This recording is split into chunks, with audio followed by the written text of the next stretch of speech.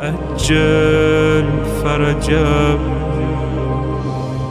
Assalamu alaikum wa rahmatullahi wa barakatuh. Beste gasten, broeders en zusters, liefhebbers van Ahlul Bayt alayhim assalam, van Sayyidat al-Nisa al-Alamin. Welkom bij deze Majlis Aza van Sayyidat al-Nisa al-Alamin. Dank jullie wel voor jullie aanwezigheid op deze doordeweekse dag. Volgens mij een unicum. Het komt niet vaak voor dat wij op een doordeweekse avond een jongerenbijeenkomst organiseren. Dus mijn dank en complimenten naar alle jongeren die tijd vrij hebben gemaakt om hier vanavond aanwezig te zijn. Om hun loyaliteit aan Sayyidat al-Nisa al-Alamin en de Ahlul Bayt alayhim assalam te tonen. Ik zal kort beschrijven waarom ik eigenlijk hier op het podium zit. Jullie verwachten waarschijnlijk een lezing van de Sayyid alleen. Ik ga de Sayyid niet assisteren in zijn lezing. Ik ga de Sayyid een aantal vragen stellen. Het is een live podcast waarin ik vragen ga stellen met betrekking tot het thema Fatemiya. En de Sayyid zal ons weer verrijken met kennis, inshallah wa ta'ala. Assalamu alaikum wa rahmatullah, sama'at al-Sayyidna. Wa alaikum assalam wa rahmatullahi wa barakatuh. Welcome once again in our beloved Dutch community, sama'at al-Sayyidna. It's a pleasure to have you among us. And hopefully we'll have a beautiful night full of knowledge, ilm and reflection. Thank you. It is truly my honor to be with you this evening in this wonderful community that I truly consider as home. MashaAllah. And we have gathered to commemorate the legacy of our inspiration, of our role model, Lady Fatema Zahra, salamullahi alayha. And so on this occasion, I do extend my sincerest condolences on the shahada and the martyrdom of Fatema Zahra, salamullahi alayha. Thank you very much, Sama'at al-Sayyidna. We'll have a set of 3 themes, all regarding Sayyidat al-Nisa al-Alamin, Fatema Zahra, salamullahi alayha, and Fatemiya, the ayyam of Fatemiya, the period of Fatemiya, inshallah wa ta'ala. We'll start with the life of Sayyidat al-Nisa al-Alamin. Sama'at al-Sayyidna, we often emphasize the importance of this lady of light, Sayyidat al-Nisa al-Alamin, Fatema Zahra, salamullah alayha, the daughter of our beloved Prophet. And I want to go deep with you today in her life and what we can learn and derive from her short but impactful life.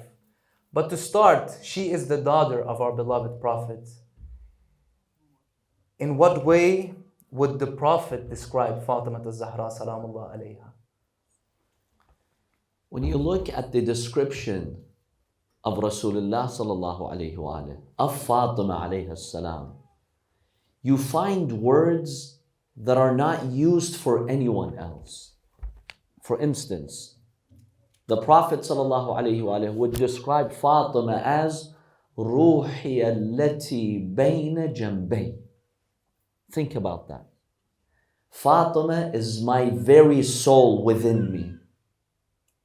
Who's speaking here? Someone who exaggerates? Someone who got emotional and he loves his daughter too much and he said something? No. This is Rasulullah, which the Quran states, وَمَا يَنطِقُ عَنِ الْهَوَىٰ إِنْ هُوَ إِلَّا وَحْيٌ يُوحَىٰ. He's saying Fatema is my soul. He means it. He really means it. That's how close she is to him. He doesn't feel as if there's separation between him and his daughter. He feels as if she's part of him. And he would constantly state, Fatema bad'atun minni. Fatema is a part of me. So these words are describing how Rasulullah sallallahu alayhi wa sallam would see Fatema alayhi salam, and how much comfort he would find in Fatema. Because when he sees her, he sees an extension of himself, of his greatness, of his achievements. And you know, Fatema alayhi salam, one of her biggest achievements, I think sometimes we overlook this, was that she gave patience to Rasulullah. Think about that. The Prophet who went through so many difficulties, especially in Mecca. You've heard of those accounts when they would stone him, They would harass him. He would be in Masjid al-Haram in sujood towards the Kaaba. They would bring the intestines of the camels and harass him. Fatima alayhi salam would be there with her small blessed hands. She would wipe the dust, the blood from his honorable face.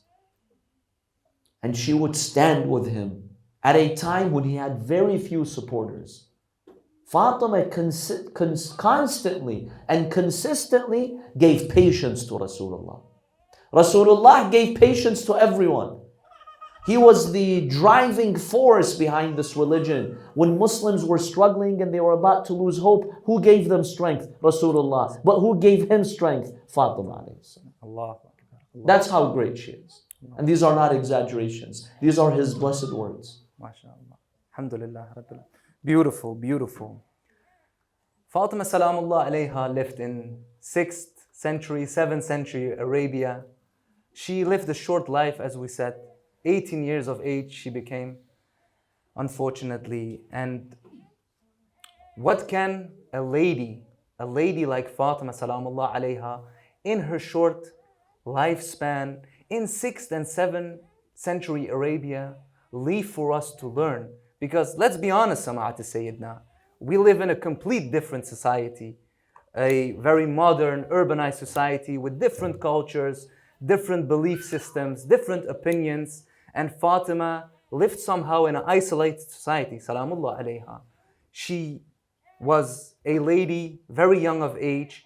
How could she be a role model for me, for the brothers and sisters in this day and age? That's a very valid and pressing question. If someone today asks you here in your society, this Lady Fatima alayhi salam, which you have so much respect for, what is her legacy? She lived a very short life. We say she was martyred at 18. Other Muslims say 28. Fine, 18 or 28, that's young. What did she do during these 18 years of her life that made her so special? What are her achievements? Did she win any Nobel Prizes? Did she invent anything? What did she do? People ask us this question. And it's important for us to know the legacy of Fatima alayhi salam and how she transformed the world. Number one, Fatima alayhi salam came in which era? 6th, 7th century. 6th, 7th century. What was the status of women at that time? No status at all. No status, very little status. Second-class citizens. They did not have much say in society. They didn't receive any inheritance. Men made all the decisions. They were seen as an object. In many societies, women were owned as property. You wouldn't take a woman seriously. In Arabian society, a woman would not be taken seriously. Suddenly, you see this lady who has knowledge and honor and dignity, and her father, Rasulullah sallallahu alaihi wasallam, is showing a lot of importance to her. He stands up for her when she comes. Some narrations state he kisses her hand. He's telling us, look, she is important. She carries something. So what did Fatima carry then? Number one, knowledge. She was among the most knowledgeable creations of Allah. After the Prophet, she was the most knowledgeable person in history, along with Amir al-Mu'mineen alayhi salam. That's very significant. She had knowledge. She understood the trial of this dunya. She understood religion. Look at the Fadaki sermon. How she explains to you the philosophy of religion. She understands how justice works. She understands why you need to sacrifice. She understands the value of her house, of her home. Just right now, our dear brother recited Hadith al-Kisa. Hadith al-Kisa is a university in how you run your homes. Sometimes we just read these du'as for barakah, as a ritual. But study these du'as. Look at the du'a in between the lines that they say. What's the message that's being communicated in Hadith al-Kisa? First of all, notice in Hadith al-Kisa, who is the central actor, so to speak? Lady Fatema. Lady Fatema. She's the center of this event. It's in her house. She's greeting everyone. She's narrating the incident. She's at the center of this house. And so Fatima alayhi salam through Hadith al-Kisa is teaching us your biggest project in this world is not a company. It's not becoming a CEO or president. It's not a business. It's not even an institution. Your biggest project is your house. To create the best environment in your house, where you have loving family members who express their love. You see, how does the hadith start? Hadith al-Kisa. Young Imam Hassan alayhi salam comes. Assalamu alayki ya ummah. Salam, my beloved mom.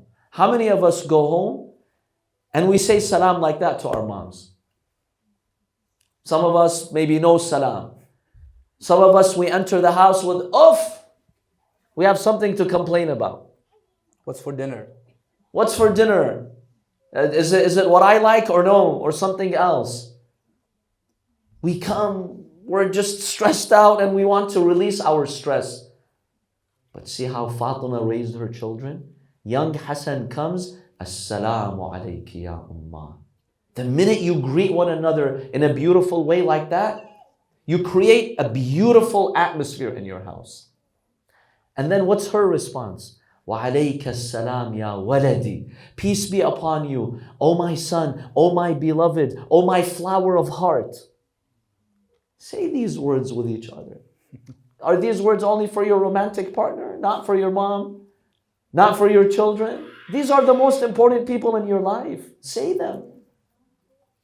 Once a father told me, Sayyid, I have a teenage daughter. I'm desperate to hear her one day in her life tell me, Baba, I love you. I'm desperate for that. And by the way, he's a good guy. He's not abusive or anything. I know him personally. He's a good man. He's good with his children. And then when you talk to some of these teenagers, like, yeah, Sayyid, it's a bit awkward. I can't tell mom and dad I love you. It's awkward. Is that fair?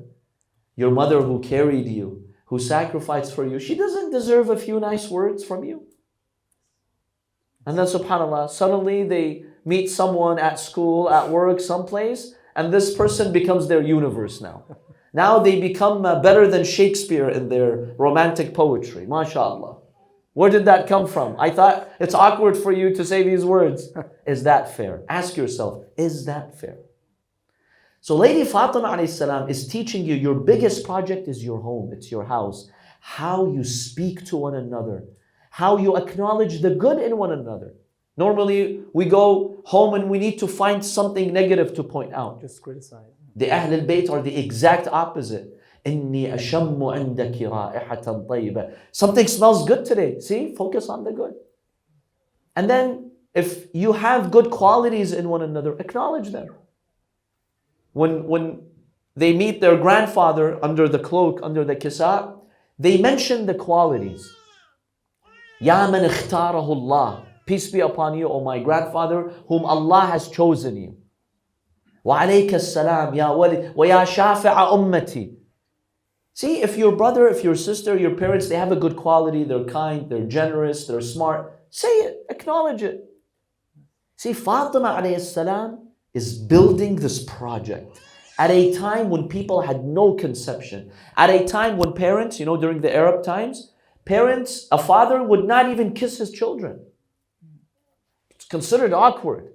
There's no emotion, no love for the children. Suddenly Fatima transforms the world. Don't look at the world today. Today maybe this is normal in some societies. But how did this start? Who started it? Who fueled it? You have to look at history. Fatima alayhi salam was instrumental in bringing love and compassion to our homes. And hence, how do we know she's the central figure?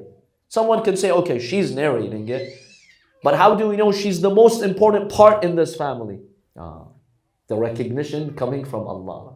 When Jibreel alayhi salam, he asks Allah, who's under the kisa? What does Allah state? Hum Fatimatu wa abuha wa ba'luha wa banuha. It's Fatima and her father and her husband and her sons. Salawat. Allahumma salli ala That's a big achievement. In the eyes of Allah, that's a big achievement. When you have created a safe space in your house, you're raising the best children, and she raised the best children in the history of humankind. You think this was all ghaibi, unseen? No. These are the techniques. These are the steps that she took. Then you make a difference in the world. That's why every good deed, Imam Hassan, Imam Hussein, the lines of Imams after Imam Hussein, that they did, the impact that they did, the barakah goes to Fatima alayhi salam. She raised them in that environment. Don't underestimate the power of your homes. That's one of your biggest projects. So Fatima alayhi salam is great because she succeeded in the greatest project you can work on, which is your family.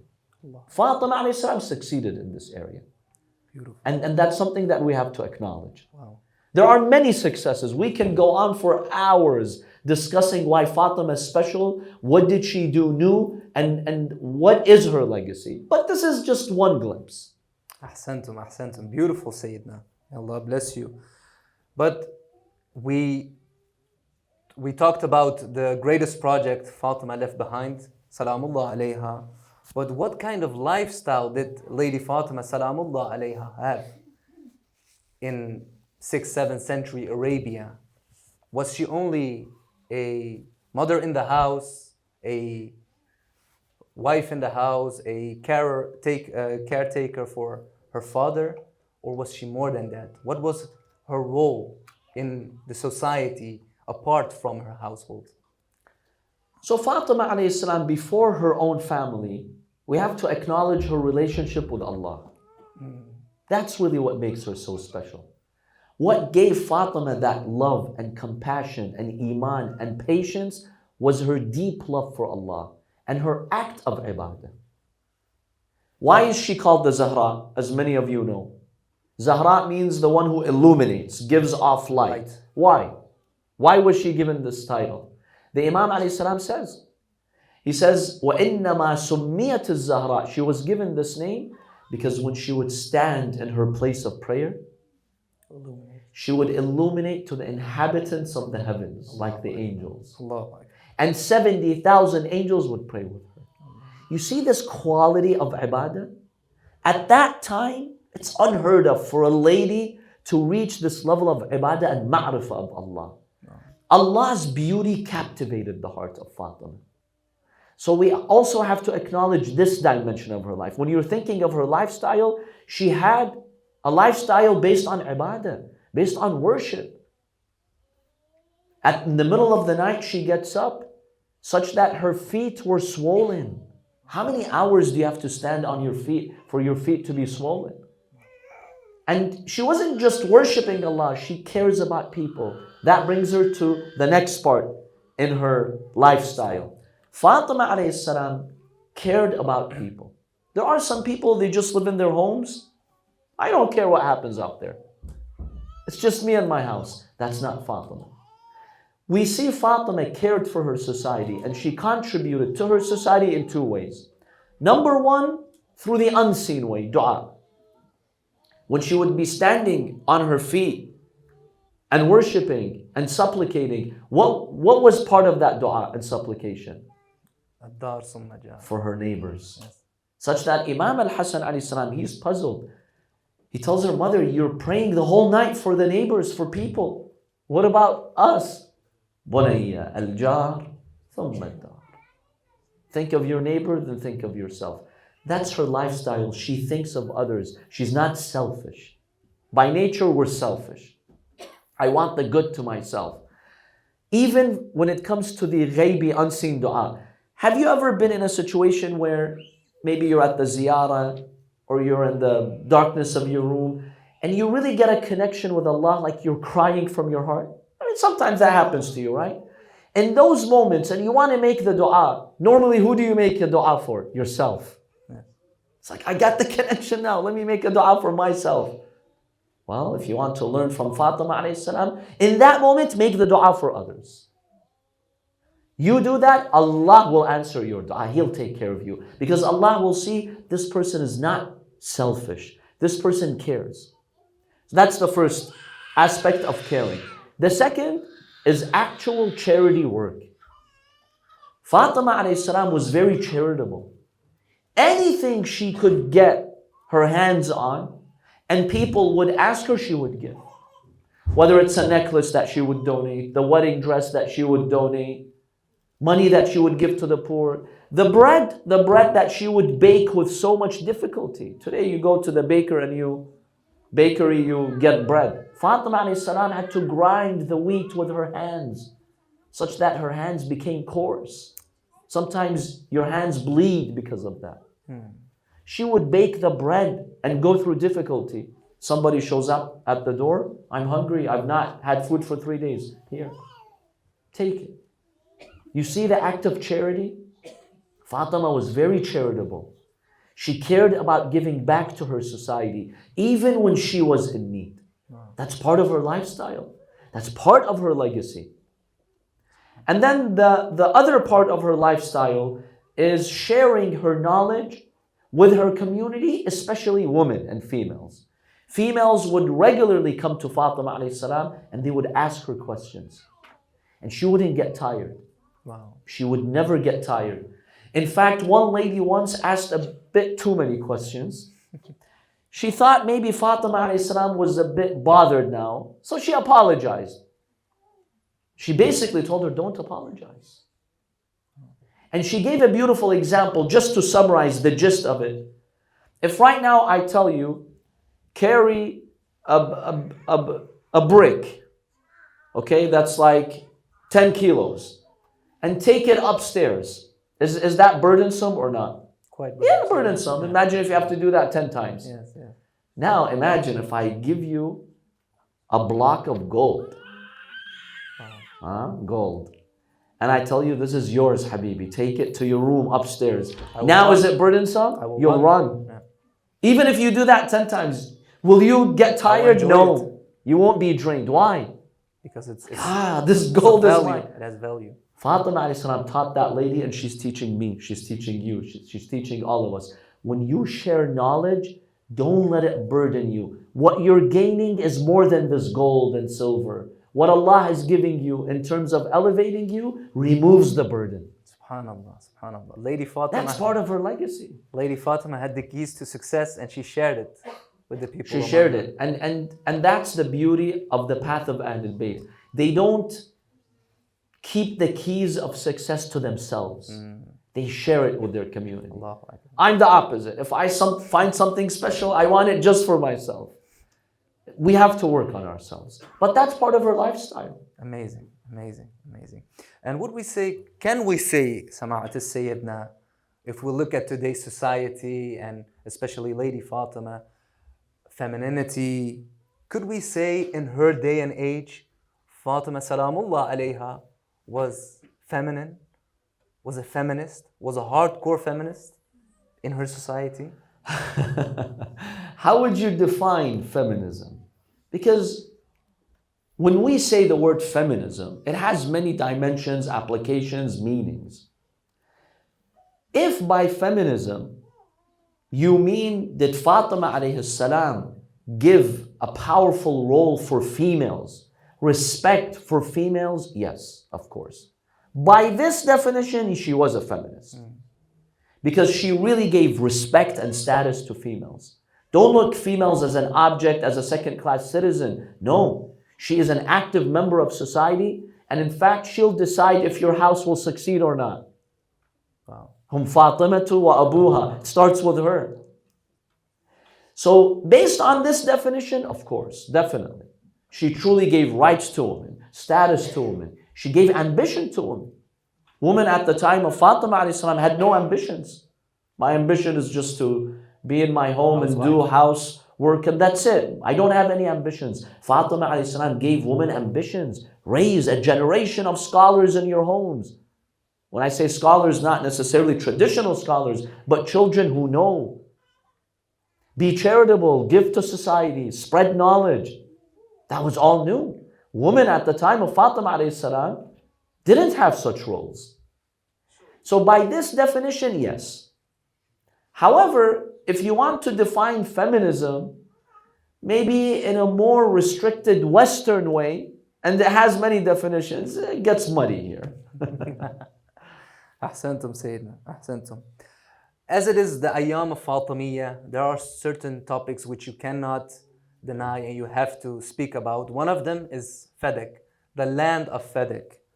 It's a piece of land in 6th, 7th century Arabia, 500 acres, I believe, a big piece of land, fruitful. It has a lot of fruits and you can derive a lot of wealth from it. But why is in 2025 this piece of land so relevant? And the resistance of Lady Fatema Salamullah alayha, who we just now portrayed and is such, she's so unselfish, she's so sharing and compassion and doesn't care about worldly possession and land and gold and whatever, about wealth. Why is this piece of land so important to speak about in the year 2025 and onwards? In the school of Ahl al-Bayt alayhi salam, Fadak is really important. But many people have the right to question us. Why? Okay, it was a piece of property. I mean, that wasn't the first time in history that there was a misunderstanding on a piece of land. Why is it such a big deal? Such that we cannot get over it. We bring it up, we mention it, we grieve over it. Why? It's a piece of land. Fatima alayhi salam, as you said, was not materialistic. You think she cared about some money? About trees giving fruits? When she would donate her bread and she's almost starving, she donates it. You think she cares about a piece of land? So what is Fadak about? If you want to know what Fadak is all about, we can summarize it in one word. It's about qualified leadership. What do I mean by that? I know at one point you used to work with the water department, right? In Rotterdam. Yes. If I go tomorrow in that position and work for the department, how do you think I will do? Be honest. I don't think quite good because the House Why? of Najaf won't help you there. Exactly. Because I haven't studied that in the House of Najaf or Qom. That's not my specialty. Yes. You could be a very good person, a kind person, but if it's not your specialty, you're not going to do a good job. If I'm not a captain, I'm not going to fly the airplane. Or if I do, I'll crash it if I'm not trained. You see how qualifications are extremely important in running anything. Fadak was challenging the authorities of her time. You're not qualified for this position. And because you're not qualified for this position, you're going to destroy history. That's what Fadak is about. It's not about a piece of land. It's about Allah subhanahu wa ta'ala has requirements and criteria and qualifications for this position of Khilafah leadership. You're not qualified. And through Fadak, she found an opportunity to expose them. It's not land. Fatima cares nothing about a land. It's about what Allah wants on earth. Allah has not authorized you to take this position because you're not fit for it. This position needs qualifications. You have to have an MD degree if you need to be a surgeon or a doctor. You, sitting in the place of the Prophet, you don't have those qualifications. Do you have the knowledge of Rasulullah? No. Do you have the infallibility of Rasulullah? No. Do you have the humility of Rasulullah? No. You have none of that. How are you fit now to lead? What are the consequences of you leading? Until today, we suffer from those consequences. Fadak is about that. And this shows you her vision. Fatima was visionary. She was reading into the future. And she warned them in the Fadaki sermon. She warned them that if you continue this path and you Muslims do nothing, instead of getting milk from the cow, you will get blood forever from the cow. This is an Arabic expression. In other words, she was telling him, you think you're going to benefit from this system that you've created now? You will see nothing but blood, nothing but contamination, nothing but failure, nothing but sins and corruption and backwardness throughout history. And subhanAllah, look at the vision of Fatima alayhi salam. So Fadak is a vision. It's about qualifications. People who are qualified, come. Ahlan wa sahlan. You're not qualified, move out of the way. And by the way, today, this is one of the biggest problems that we have in our countries in the Middle East. Unqualified people leading those positions. That's what's destroying many of our countries. So true. Fatima alayhi salam wanted to combat this and reject this 14 centuries ago. Subhanallah. Subhanallah. That's what Fadak is about. It's about khilafah, divine leadership, wilaya. You're not fit for this. Allah chooses this. In reality, Fatima alayhi salam, by defending the right of Fadak, she wasn't defending her right. Not Imam Ali's right either. Whose right? Allah's right.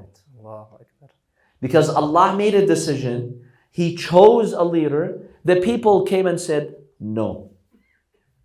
Fatima told them, how dare you reject what Allah has chosen. So Fatima, through Fadak, was defending Allah. Jihad. Look at it that way. Subhanallah. That's what Fadak is about. Otherwise, she doesn't care about a piece of land. Beautiful, beautiful. So it's way deeper than just a piece of land. Way deeper. We can go on for hours examining the implications of Fadak and the dimensions of Fadak and the goals of Fatima alayhi salam in bringing up Fadak. Allahu Akbar. Allahu Akbar. Beautiful. The way she did it though, Sayyidina al-Aziz, she went to the mosque. She went to the mosque of the Prophet and stood and resisted and spoke out in the mosque in front of a public, in front of the unjustified Khalifa of the time. Why did she choose that route? Weren't there other ways to speak out and do this defense of the rights of Allah subhanahu wa ta'ala and wilaya? And is the way she did it the norm for us nowadays? Or is it an exception because it was Fatima and it was the right of Allah subhanahu wa ta'ala?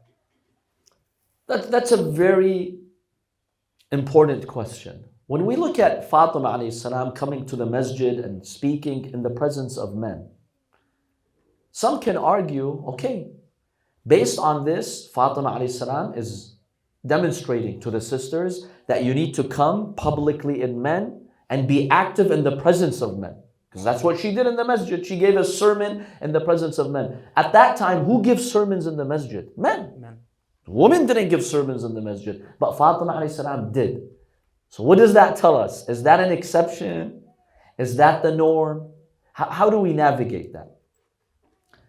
If you look at the life of Fatima alayhi salam, you have to look at her life holistically, not just one segment of her life.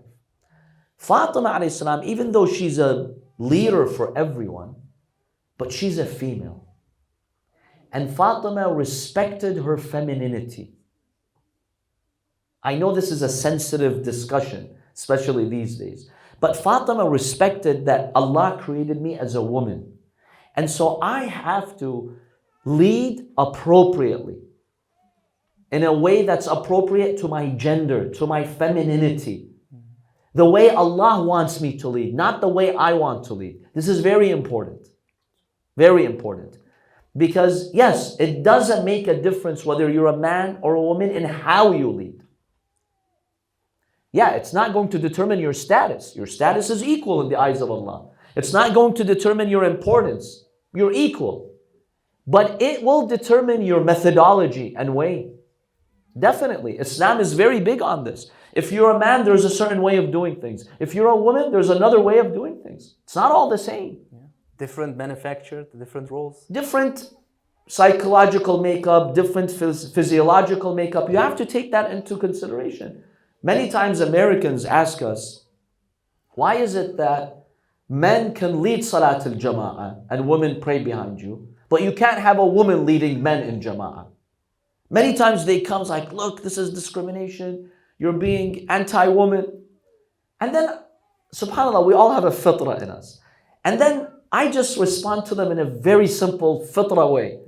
I tell that person who is coming, with this objection, I tell him, look, if you're praying and you're focusing on your Lord, is it appropriate, you as a man, to have a woman do ruku' and sujood in front of you?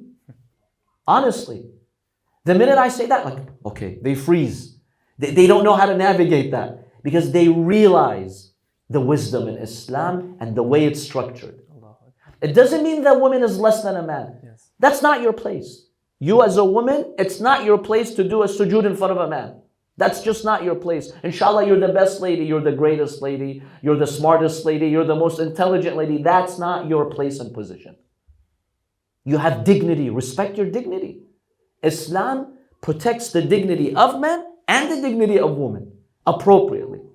So if you look at the life of Fatima alayhi salam, she was very selective with her visibility in public.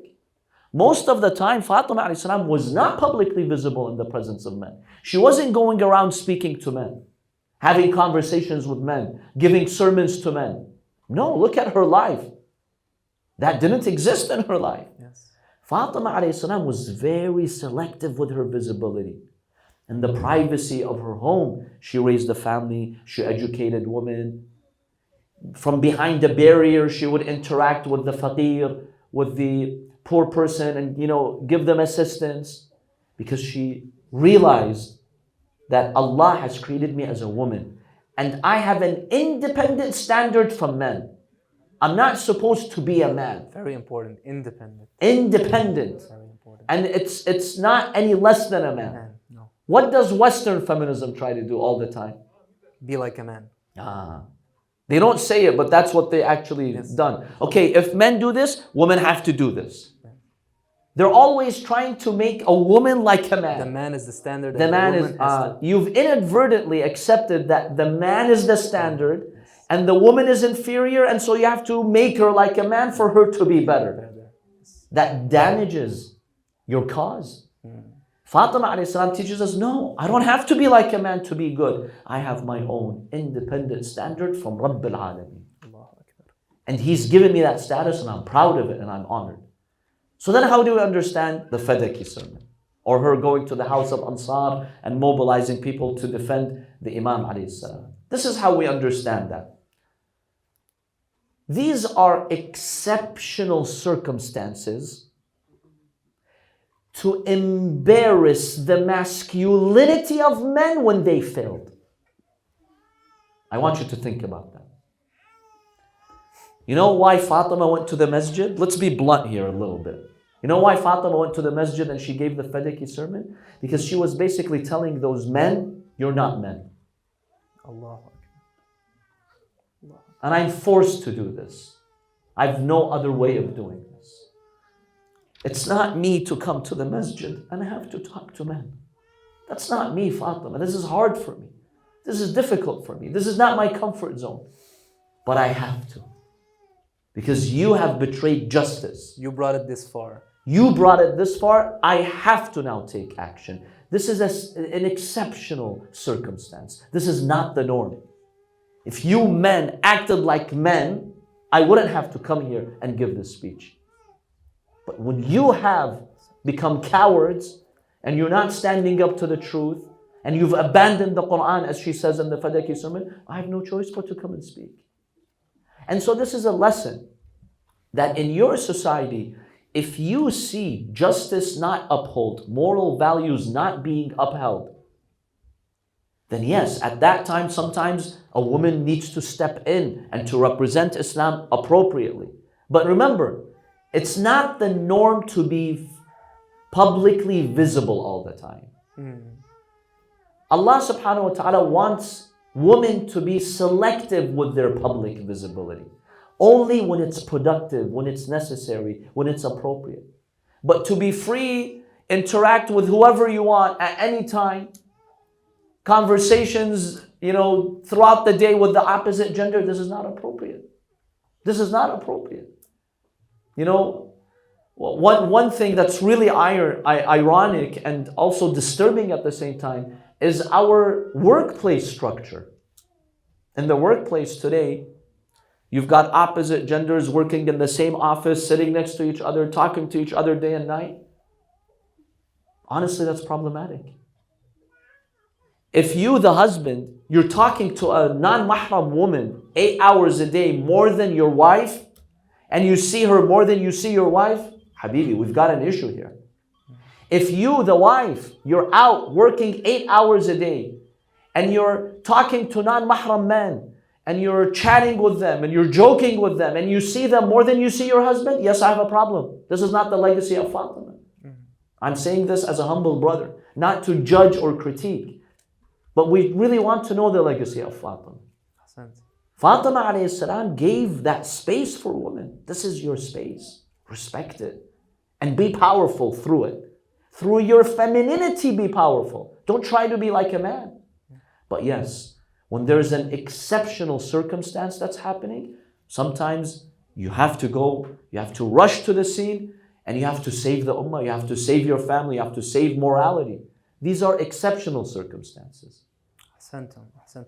Just to get back on the point you mentioned about working in the working environment, men and women, what is the alternative, Sayyidina? Because some of us, our livelihood is dependent on it. You need both incomes. Not only both incomes, but let's say you have one earning income. One person in the household is earning the income, but his job or his profession is that he has to work with women in the office space. And that's his livelihood. He studied that. That's his profession. How do you deal with that? How you deal with that? That's a tough one. Yeah. So let's say your line of work requires you to deal with non-mahram women day and night, like the whole day, your 8 hours of work. First of all, respected brothers and sisters, when you think of going into any workplace, any field, any profession, always think about the environment and the consequences of that. I think these days when we're trying to figure out what we want to study in school, in college, university, what profession I want for my future, I only think of the financial factor. Okay, this is going to give me good money and I have a passion for it. I like it. Okay, how ethical is this field? How practical is it? How much time is it going to take from you away from your home, away from your community? I know some people, they're so exhausted with work, they don't have time for any community events. Is that healthy? Is that healthy? The Ahlul Bayt wanted us, their followers, to have a community, to gather together, to discuss this, to help one another. If I'm working 18 hours a day and I have no time for my community, I think I'm in the wrong job, Habibi. Allah's the Razzaq, figure out an alternative. But you have to think about that beforehand. Now, sometimes maybe a person, a month or two, they're going through a crisis. Okay, I'm not talking about that, but as the norm. So you have to investigate before you pursue any career, what is the work environment involved in that type of career? If it's a type of environment that requires you to be constantly dealing with non-mahrams and to be comfortable with them and close with them, that's not appropriate. You will end up crossing Islamic boundaries. As professional as you want to be, if you're sitting with a lady 8 hours a day in your office and you're chatting and she brings you coffee and you ask her how was your day, and then you start joking, you've already done haram. Even if it doesn't lead to anything beyond that, which sometimes it does. That's not appropriate. We want to maintain our purity. Is it difficult? Of course it's difficult. Who said it's easy? But that's why Allah created you. Allah created you for difficulty, to see, do you just say I'm a mu'min or do you practice it? You implement it. So you have to look for alternatives. In your work area, look at companies that give you a better space. Talk to the manager, talk to the boss. If all of you do that, they will respect that. Tell them, look, I'm not comfortable in this work environment. I need some space. I'd like to work, let's say, more with women in the department, not necessarily with men.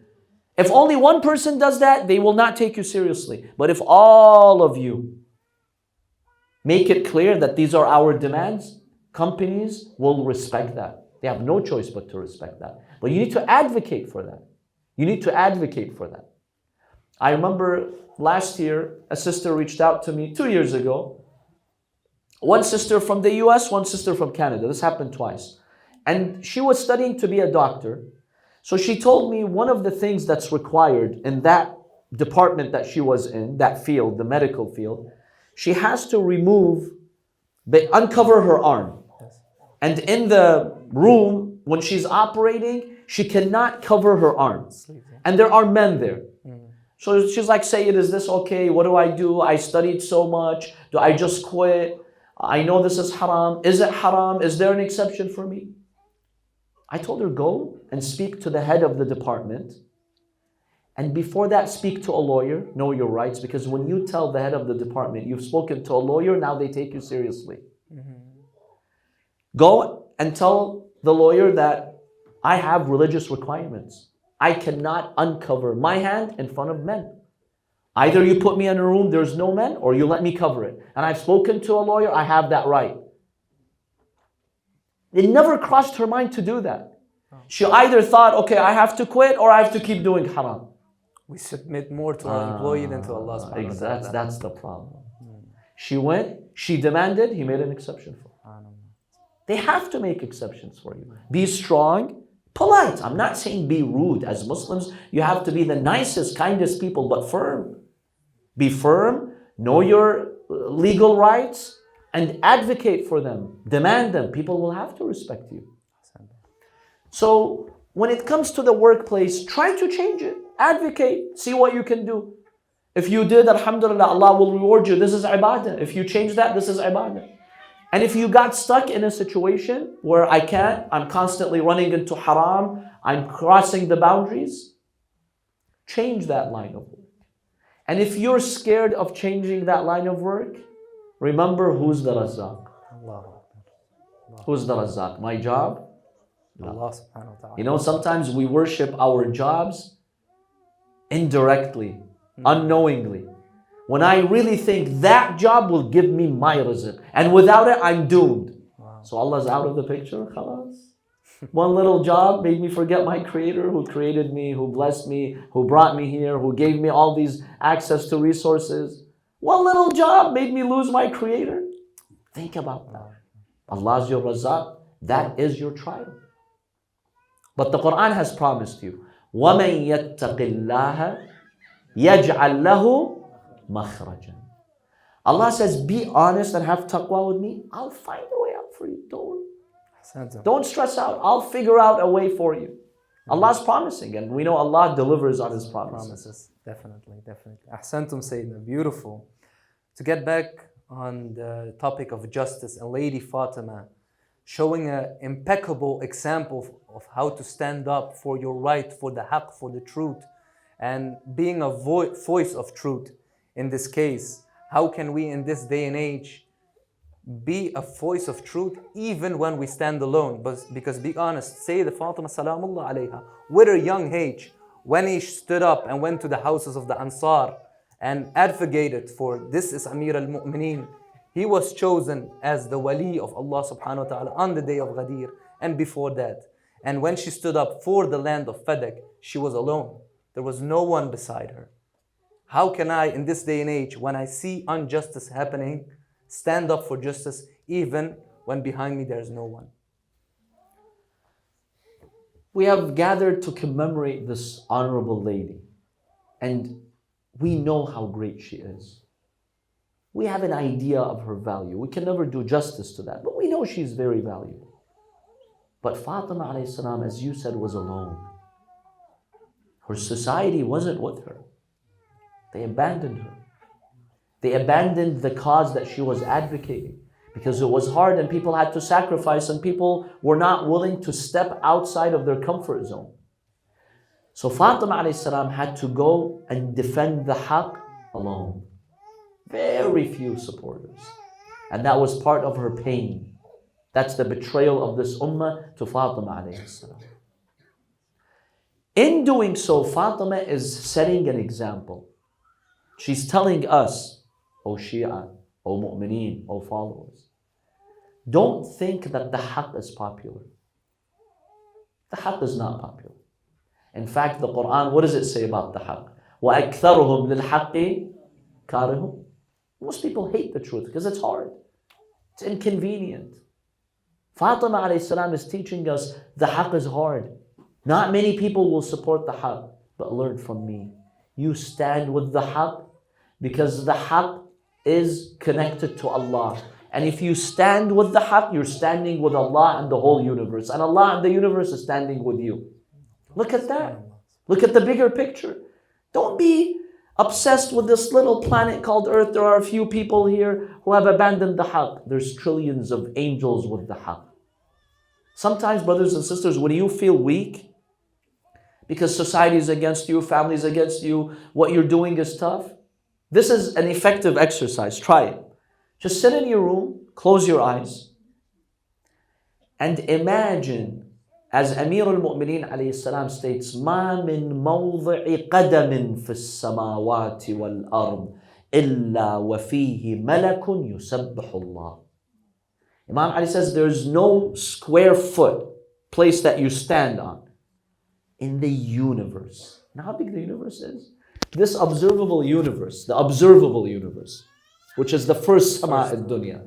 According to scientists, it's more than 90 billion light years across. It takes 8 minutes for sunlight to reach us, millions of miles and kilometers. We're talking about billions of light years. I can't even grasp how big that is. Every square foot in this universe, there's a malaika prostrating to Allah or worshipping Allah. Just close your eyes. Imagine in your mind the universe with trillions of angels, and they're telling you, you be with the haqq, we're with you, all of us. How does that feel? Subhanallah. How does that feel? Comforting. That's energizing, comforting. It's okay if people have abandoned the haqq. I will stand up to the haqq. The whole universe is now with me. Allah subhanahu wa ta'ala is with me. That's really important. So Fatema alayhi salam is teaching you that there are some times in your life when you will be alone in a journey. Maybe in your family there's an act of injustice, someone's bullying someone is stealing someone's inheritance, and everybody's silent and nobody does something about it. Do something appropriately. I'm not saying go make fitna, but do something. Say this is not right. This is haram. We are mu'mins. This shouldn't happen in our family. This shouldn't happen in the community. Any type of haqq. It's a financial haqq, moral haqq. You see immorality everywhere. Immorality becoming normalized. You see, for instance, let's say I see people in my community, the youth, maybe on TikTok, Snapchat, Instagram, maybe disturbing things are going on. Don't say it's none of my business. Try to do something, educate them. Tell them, is this good for you? Is this okay? The obsession with social media and the posts, is that okay, what you're doing? Is this productive? Is Imam Zaman happy with you or no? Yes. If today Imam Zaman reappears, would you delete your account or no? Good question, huh? Very good question. If the answer is no, I wouldn't delete it. I would be proud of my Imam. I'll stand for him. It's like, okay, keep it. Yeah, but I think some of us might have to do some deleting. Well, Imam Zaman is there. You're waiting for him to reappear. He's there. He's not dead. You know, sometimes the sad reality is that we treat our Imam as if he's dead. As if he's not among us. No. Because if he were physically among us, maybe I think we would have behaved a bit differently. That's the sad reality. So Fatema alayhi salam is teaching you, be strong. Allah is with you. Sacrifice. It's worth it. And don't be scared of the outcome. Leave the outcome with Allah. Yes, Fatema alayhi salam, she had to go through pain and suffering. If you look at the short term, failure. Failure. Her house was attacked. She suffered. She passed away. They were ruling. But you want to see her success? Look at this banner today. 14 centuries later, in the Netherlands, you gather and you're inspired by her and you love her and you want to learn from her. Now, maybe sometimes we have shortcomings in implementing what she wants us to implement, but at least we love her. We care about her. We cry for her. We say, Ya Allah, give me the tawfiq to follow into the footsteps of Fatema alayhi salam. You see what Allah gave her? And this is just the dunya. Wait for the akhirah. Subhanallah, subhanallah. So the takeaway message in this beautiful statement, Sayyidina, is look beyond the worldly reality. Look closer into the divine reality. See those angels, and inshallah not a jinnah, bad a jinnah. See the angels and look at divine reality. See Allah subhanahu wa ta'ala in it. See the Imam of your time in it when you're standing alone. Ahsantum, ahsantum, beautifully. I just want الصلوات على صلوات محمد and آل محمد.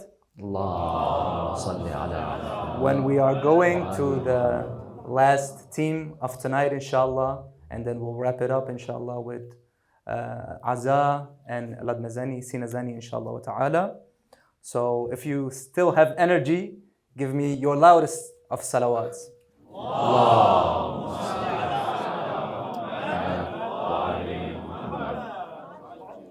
It is quite stressful for me, Sama'at Sayyidina, to be honest, to do this live podcast, because I cannot call Rasul and tell him to edit something behind it. I have to be careful of what I say. But when you're in the service of Ahlul Bayt alayhim salam, you don't need to edit much. It's okay. They accept your sincerity. MashaAllah, MashaAllah. Amazing, amazing. We're going to the last theme of tonight, and that will be marriage. Because as Sama'at Sayyidina already gave us a glimpse of the life of Sayeda Zahra salamullah alayha, who built the greatest project, which was her household, her Ahlul Bayt, which she was the center of. We have to look into the marriage of Lady Zahra salamullah alayha and Amir al-Mu'mineen Imam Ali ibn Abi Talib alayhi afsalah salatu wassalam. But before I want to go into deeper context of their marriage, I want to remove a possible barrier. You already said it at the beginning. Usually when we talk about the life of the masumeen, we say, but they're masum, they're infallible.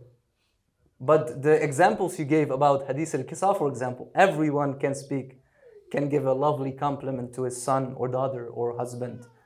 So is it like legit for us to say they're ma'asum, they're infallible? We cannot come to their level, their status, their way of thinking, their way of behavior. There is no doubt that they are ma'soom. But Allah subhanahu wa ta'ala assigned them as human role models. See, one of the challenges that the Prophet ﷺ had to go through with the Meccans, they're like, why did he send a human? Why didn't he send angels? We would have listened to them. If like Jibreel comes and he brings us a Quran, we'll accept. But not you. They missed the point. Allah subhanahu wa ta'ala sends a human so you can relate to. Because Rasulullah has emotions. He gets hurt like you get hurt. He experiences hunger like you experience hunger. You need human role models in order to succeed, not abstract. Today, we have the big challenge of AI. Some people say, okay, with AI, I don't need humans anymore. In fact, maybe 5 years from now, I will do taqleed of Ayatollah, ChatGPT, or Ayatollah AI. I don't need Baraja anymore. They'll do the fatwa, they'll do millions of calculations, they'll read the books, and they'll give me the fatwa. That's not how it works. When you're following a scholar, you're not just following a ruling, you're following a human who resisted his desire for 60 years, who has taqwa, because that's one of the conditions of taqleed. According to the hadith attributed to al-Imam al-Mahdi ajjarallahu ta'ala farajah. Man kana min al-fuqaha sa'ilan li nafsih. If there's a faqih, a scholar, who has siyanat al-nafs, they resist their temptation, they control their nafs. Mukhalifan li hawa, muti'an li amri mawla. He obeys his Lord. فَلِلْعَوَامِ أَن يُقَلِّدُوا. Follow a scholar like that. Because that scholar is not just a fatwa ruling, it has spiritual weight. You appreciate it. You say, this scholar has sacrificed his whole life giving me these rulings. I will try to emulate it. Does ChatGPT have taqwa? No. Does ChatGPT have to resist against temptations and desires? No, it's not going to be impactful. Completely it's dependent. just a fact. It's just, you just get the ruling like that. It's not, it has no weight. Allah wants these humans to lead us. They're infallible, but they're human.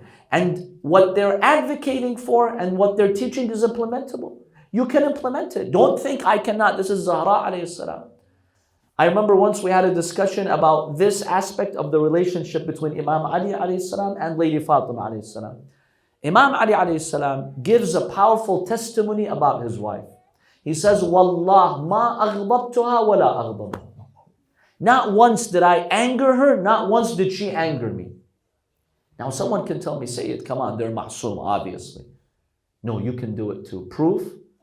There was a very respected elder brother in Michigan. He passed away a few years ago. May Allah bless his soul. Very decent man. A few years before he passed away, his wife passed away. They were married for 60 years. 60 years. It's a long lifetime. He was in his 80s. So me and my father, we went to visit him and give our condolences. And he started remembering his wife. May Allah bless her soul. She was a very decent lady. You know what he said? That really caught my attention. He said, I lived with this lady 60 years. Not once during those 60 years did she anger me. Wow. This is where? In America. America, Michigan. Michigan. SubhanAllah. The 21st century. Did she read the biography? Did she write a biography? I don't think so, no. I wish. But Allah subhanahu wa ta'ala will eternalize her legacy. See, this is possible. 60 years, yeah, it's doable. Don't say it's not doable. Is it hard? Yes, it's hard. But is it doable? It is doable. It is possible. So don't say, no, they're infallible. Okay. You don't want to implement it 100%? 50%. You can't? 10%. If you can follow the imams and emulate them 5%, you're great, Habib. You're good. Even if you cannot 100%, Imam Ali alayhi salam in one sermon in Nahj al-Balagha, he says, you can't live like me, Ali, but try. With taqwa, with jihad, with ijtihad, with struggle, try. 10% great, 20% great. SubhanAllah. Beautiful. So looking into the marriage of Amir al-Mu'mineen and Lady Zahra salamullah alayha, we see a healthy, successful, inspiring and spiritual marriage, which we all can learn a lot from and we take inspiration from. But how can we sustain such a lifestyle, such a marriage like they did? Has it only to do with expectations? Because we see when we look into their lives, they had a very simple, humble way of living. Even they owned dunya and everything in the universe. Allah could give it to them. But they were happy and satisfied with little they had. When we look into the marriage ceremony of Lady Zahra salamullah alayha and what she expected and what she wanted, how humble it was. How humble it was. When I look at the marriage of Amir al-Mu'mineen alayhi salam and Lady Fatema alayhi salam and why it was so successful, one of the most important dimensions I see in their marriage is not low expectations, lack of expectation. What do we mean by that? No expectations. No expectations. Most of the problems that we have is because we have expectations. And when your expectations are not met, you get disappointed. You feel bad. Whether it's simple things or important things. Simple things. You come back home, okay? You're hungry, you worked, you expect the dinner to be ready at 4. Okay, your wife is a bit late, 4:30. You're angry inside. Why did you get angry? Expectation. Because you had told yourself in your mind, dinner 4. I was craving for qabuli. Qabuli at 4, right? So when that qabuli got delayed by 30 minutes, now internally you've got a problem. Yes. Even if you want to be a polite, good husband, inside you're uneasy. You're not going to be very loving in those moments with your wife. Why? Because you set an expectation. If you want a happy marital life, don't have expectations. Don't have. If the person served you, may Allah bless them, pray for them. If they didn't, it's not the end of the world. It's fine. Find creative ways to make a better environment in the house. Don't have constant expectations. Expectations will kill you. There's a hadith that states once, Amir al-Mu'mineen alayhi salam, he came back home, he was hungry. He said to Fatima alayhi salam, I'm hungry. And when your imam says, I'm hungry, he's really hungry. He probably has not had food for a day or 2. Wow. Fatima was embarrassed. She told him, we don't have any food in the house. Nothing for me, nothing for Hassan and Hussein. I had saved a little bit of food for myself, But yesterday or the day before, when you were hungry, I gave it to you. Imam Ali alayhi salam told her, Fatima, why didn't you tell me? Fatima told him, I didn't want to burden you. That's a beautiful marital relationship. Imagine your Imam crying in these moments. How genuine Zahra was. How loving Zahra was. The key to success, have low expectations. Don't be obsessed. Don't think you're a king, queen. You have to be served all the time. It's okay. Personal things let go of. Focus on priorities. Focus on tarbiyah. Focus on Islamic education. Focus on the moral aspects in the house. Let go of personal expectations. That's one very important aspect of the marriage. There are many, but for the sake of time, I just wanted to highlight this very important one. And by the way, a mu'min is like that with everyone, not just with your spouse. Mu'min is not someone who bosses people around and demands things and has expectations.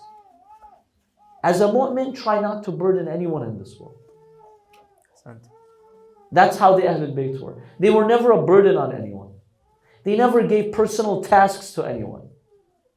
Personal tasks, yes. Tasks about haqq, about the ummah, yeah. But personal tasks, no. Wow. And that's beautiful to live by. Subhanallah, subhanallah.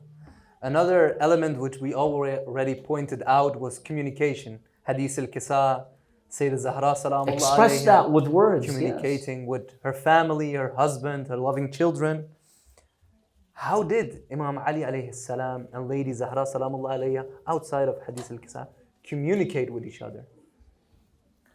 Outside of Hadith al-Kisa, number one, Amir al-Mu'mineen alayhi salam and Lady Fatema, they were very respectful. Brothers and sisters, we today live in a society, in an era that is very normal to use inappropriate language. With your friends, you're pressured to always use bad words. A brother once told me, Sayyid, if I don't say a bad word with my friends tell me, oh, you've become a sheikh now, Brasna? You've now become a sheikh? Is that where the world has come to? If you want to be respectful, people call you a sheikh and mock you.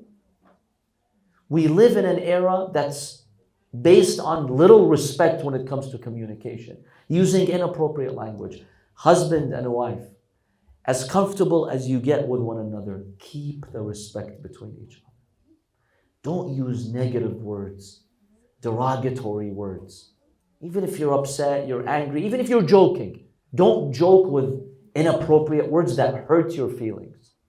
Keep the respect. Amir al-Mu'mineen alayhi salam and Lady Fatema, peace be upon her, they kept the respect always between each other. Respect will save your marriage. Lack of respect will destroy your marriage. I always see that all the time through counseling and family problems. That's number one, respect. Number two, acknowledge the good in each other. Highlight the good. Don't be mean and deny each other the good qualities. I remember once a husband and wife, they had an issue, they were fighting. So I was trying to help and mediate. And because of the fighting and the negative experiences, I said to the wife, can you tell me 3-4 good qualities that your husband has? It's like, Sayyid, he has no good quality. I told her, then why'd you marry him? That's your fault. Why'd you marry someone who has no good qualities? She said, no, I thought he had. I'm like, okay, so next time you should have done a better job. But then she admitted later, she's like, no, he has 2-3 good qualities, but I was just angry. Be fair. Be fair. Always acknowledge the good in one another. Your wife has good qualities, every day acknowledge it. Say it. I appreciate what you've done. This is good. I like it. And then maybe if there's something that's questionable, then you can appropriately discuss it. But always start with the good. Amir al-Mu'mineen, Lady Fatema, we see that. They acknowledge each other's status. They acknowledge each other's role. And they show respect to that. This is part of the communication. And that will save your marriage. So this is another aspect of it. Beautiful, beautiful. MashaAllah. And I think another aspect of communication or a sustainable and healthy and successful marriage is the roles, acknowledging each other's roles in the household and outside the household, and obedience to one another. Because this is also a taboo subject, being obedient to your husband or obedience to your wife. One aspect in the life of Sayeda Zahra, which is not very much highlighted, is her obedience to Imam Amir al-Mu'min alayhi salam. See, with respect comes obedience. If you are respectful with one another and you acknowledge each other's status, obedience solidifies the relationship. Obedience doesn't mean that now this husband, for instance, everything he does is right and I have no dignity and I'm submissive. That's not obedience. Obedience means I respect the marital relationship. I respect that the man, for instance, has authority in the family, the guardian, the wali of the family. I respect that. And the husband also respects that when it comes to his wife. But because the husband is the guardian, the wali, obviously that authority is to be respected. Now, I'm not talking about an abusive man, a bad man who's causing problems. No, we're talking about a normal situation. So when the spouse respects that, you have a healthier relationship. And Islam does encourage that. Be obedient. Don't challenge everything and make an issue out of everything. It's okay. It's fine. If the husband, he's making some financial decisions because, let's say, of his experience, of course, the husband should consult his wife. She's your partner. Don't ignore her. Her opinion is important. But at the end of the day, if the husband made his calculations and he's making a financial decision, okay, respect that. Don't keep prolonging the problem and the issue. Just end it, close it, respect that decision. See, like a company. A company, you have a board. Does the president of the company consult the board or not? Of course. Of course. But at the end of the day, when the president issues the order, what does the company do? Follow. Follow. Follow. You obey. Because if you don't want to obey, you never will get to solutions. Family is like a structure, right? Sometimes when something is passed, it has to be obeyed. So that's one way of looking at it. And this doesn't mean at all that the man is higher than the woman. Absolutely no. This is a logistical. The president of a company, is he closer to Allah than one of the board members? Absolutely No. not. Is he better than the board members? No. Absolutely not. Absolutely not. It's just a logistical position. So when Allah says in the Holy Quran, الرجال قوامون على النساء, this is a logistical position to run the family efficiently. Every company has one president, not two. Have you seen a company with two presidents? Why not? Let's have 5 presidents. What's the problem? It's not able. It's not practical. It's not practical. It's not practical. So that's part of the obedience as well. But of course, Allah expects the man to be wise, to be loving, to be merciful. What I despise is a man who comes and he talks about Imam Ali and Fatima and how Islam says be obedient, okay? And he's acting like Shimr and Umar ibn Sa'da in the house. No, you have no respect when you're acting like that. Try to be like Imam Ali, okay? And then inshallah your wife will try to be like Fatima alayhi salam. But be fair. So it's expected that the man, the husband, is also fair and balanced. He's kind. He's running things efficiently. But at the end of the day, his decision is to be respected. Ahsantum, Sayyidina. Sayyidina, I want to end this beautiful conversation, and I hope the audience has enjoyed as well. I hope we haven't tired them too much now. I hope so. Let's try it. Are you tired? Give me a loud salawat if you're not tired. Because we're at the end, they did a loud salawat. So let's end this beautiful conversation with the sahib of this majlis, Imam Sahib al-Asri wal-Zaman, and then I give the floor to you. We, alhamdulillah, we sit here with, I think, a couple of hundred brothers and sisters commemorating and mourning for Lady Zahra, salamullah alayha. But like Lady Zahra was alone on the day where she stood up for the rights of Allah subhanahu wa ta'ala, Imam Zaman is alone today, tonight, commemorating the martyrdom of his beloved grandmother, Sayeda Zahra, salamullah alayha. شهيدا